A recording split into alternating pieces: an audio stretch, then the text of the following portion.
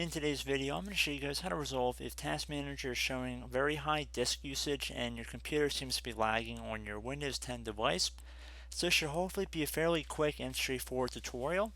And without further ado, let's jump right into it. And we're going to start by opening up the Start menu.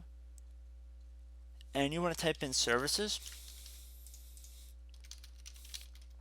Best match should say Services. You want to left click on that. And now you want to go down until you find a service that says Superfetch right here. And you want to right click on it, left click on Properties. Underneath Startup Type, you want to change it to Disabled, and then click on Apply and then OK. You can always go back and re-enable it at a later time if you choose to do so. Close out of here. Now I'd recommend going and right clicking on your taskbar, which is basically the bar which is typically along the bottom of your screen.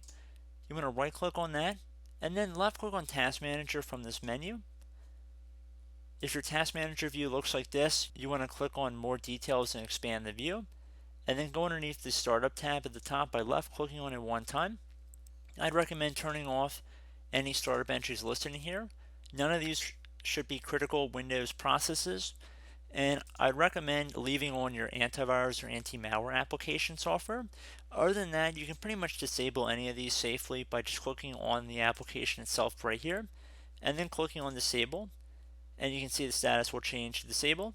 If you ever choose to re-enable it, just click on the Enable button, and that should turn it back on. So pretty straightforward with that. And then I'd also recommend going into the Start menu again and then go underneath Programs. Best match should be Add or Remove Programs. You want to open that up. Now over here on the right, you'll see a list of programs that are installed on your computer. If you're unfamiliar with them or you no longer have a need or use for them, I'd recommend uninstalling them.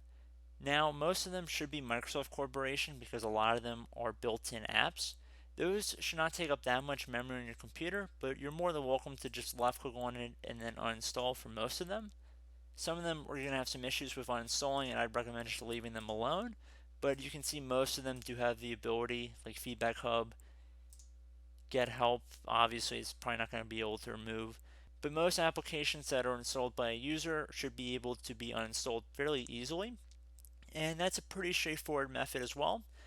And I would recommend if you have any antiviruses on your computer, do a full scan of your system. Maybe it'll find some leftover remnants that you could hopefully clean up a little bit. And if you have disk cleanup, I'd recommend running a disk cleanup scan as well. Easily accessible since it is a built-in Windows application. So I do hope this brief tutorial was able to help you guys out. And as always, thank you for watching, and I look forward to catching you all in the next tutorial. Goodbye.